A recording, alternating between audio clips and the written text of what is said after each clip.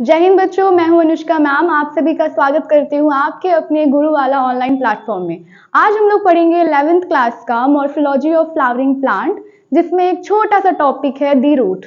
तो स्टार्ट करते हैं। दी रूट जो कि अंडरग्राउंड पार्ट है किसका? प्लांट का। रूट जो होता है वो सिलेंड्रिकल होता है, अंडरग्राउंड पार्ट होता है, और ये नॉन ग्रीन पार्ट है जो कि रेडिकल से डेवलप होता है। यहां हमारा सीड है, ये पोर्शन रेडिकल, इसको बोलते हैं प्लूम्यूल,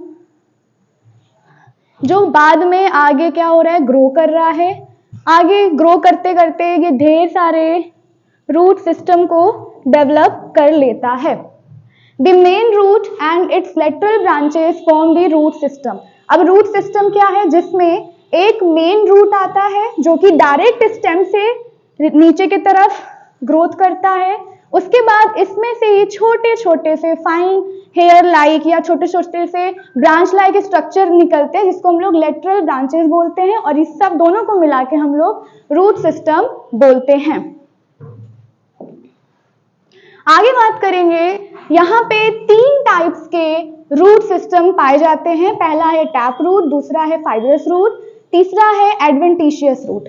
टैप रूट बहुत सिंपल सा होता है, फाइब्रस रूट थोड़ा कॉम्प्लेक्स होता है, उसके बाद आता है एडवेंटिशियस रूट।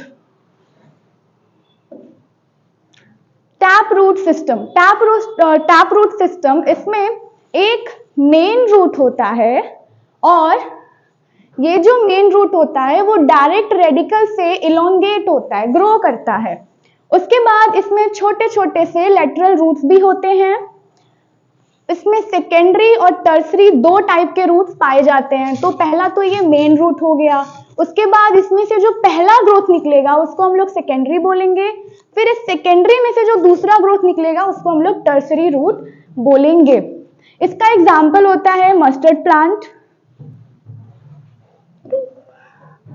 आगे बात करते हैं फाइब्रस रूट के बारे में। फाइब्रस रूट जो होता है वो मोनोकोटिलिडनस प्लांट में पाया जाता है। टैप रूट जो होता है वो डाइकॉट में पाया जाता है।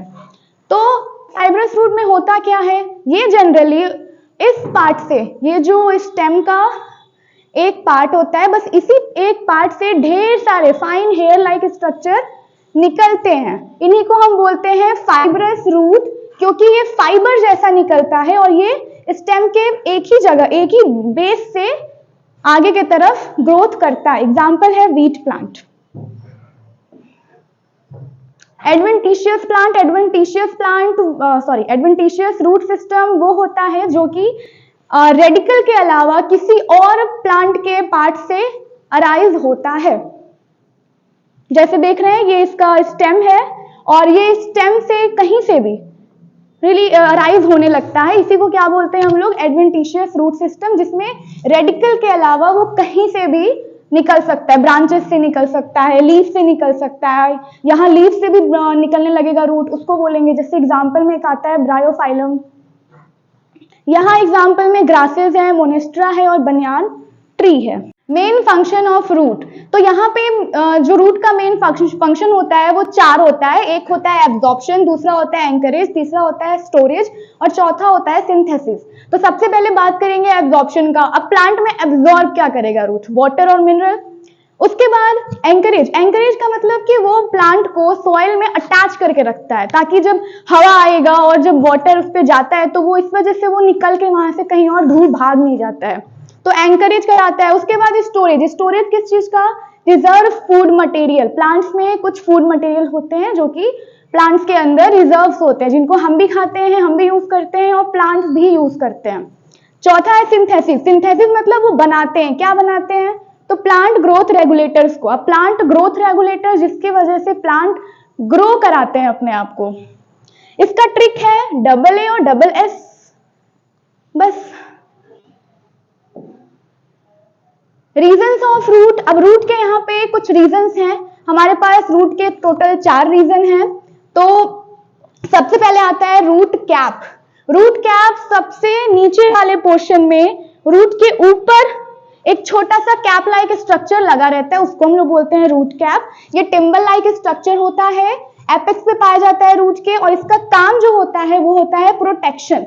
प्रोटेक्शन का काम करता है, क्योंकि ये सॉइल के अंदर जाता है तो इसका रूट का टिप जो है वो खराब ना हो जाए, इस वजह से ये रूट कैप वहां लगा रहता है। आगे बात करेंगे region of meristematic activity. Root cap से थोड़ा सा ऊपर एक रीजन आता है जिसका नाम है मेरिस्टेमेटिक रीजन। यहाँ के जो सेल्स होते हैं वो बहुत जल्दी जल्दी अपने आप को क्या करते हैं, डिवाइड करते हैं, बहुत जल्दी डिवाइड होते हैं। इस वजह से इनके सेल्स जो होते हैं बहुत छोटे होते हैं।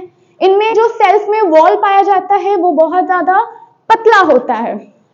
प्रोटोप्लाज्म बहुत डेंस होता है और ये रूट कैप से थोड़े से mm ऊपर पाए जाते हैं यहाँ पे। आगे बात करेंगे रीजन ऑफ इलोंगेशन का। तो इलोंगेशन नाम से समझ में आ रहा है, जिसके वजह से क्या हो रहा है, उसका हाइट बढ़ रहा है। तो रूट रिस्पॉन्सिबल होता है अपने हाइट को बढ़ाने के लिए। तो कौन रिस्पॉन्सिबल होता है, region of elongation. Meristematic region के जस्ट ऊपर है ये रीजन ऑफ इलोंगेशन। इसका काम क्या है, रूट के लेंथ को ये ग्रो कराता है। चौथा जो है वो है रीजन ऑफ मैच्योरेशन। मैच्योरेशन, यहाँ कोई सेल डिवीजन नहीं होगा, तो यहाँ पे कोई सेल डिवीजन नहीं होता। यहाँ पे जो सेल्स होते हैं वो डिफ्रेंशिएट हो जाते हैं अलग अलग कामों के लिए और फिर ये मैच्योर हो जाते हैं। अब मैच्योर हो गए तो रीजन ऑफ मैच्योरेशन हो गया। तो ये जस्ट इलोंगेशन रीजन के थोड़ा ऊपर पाया जाता है। और यहीं पे ये जो आपको दिख रहा है ये है हमारा रूट हेयर। रूट हेयर का काम क्या है, सिर्फ और सिर्फ सरफेस एरिया बढ़ाना। तो आज का टॉपिक रहा यहीं पे खत्म। Thank you. मिलते हैं अगले वीडियो में एक नए टॉपिक के साथ। तब तक के लिए आप लोग लाइक, शेयर और सब्सक्राइब करें हमारे चैनल को। Thank you.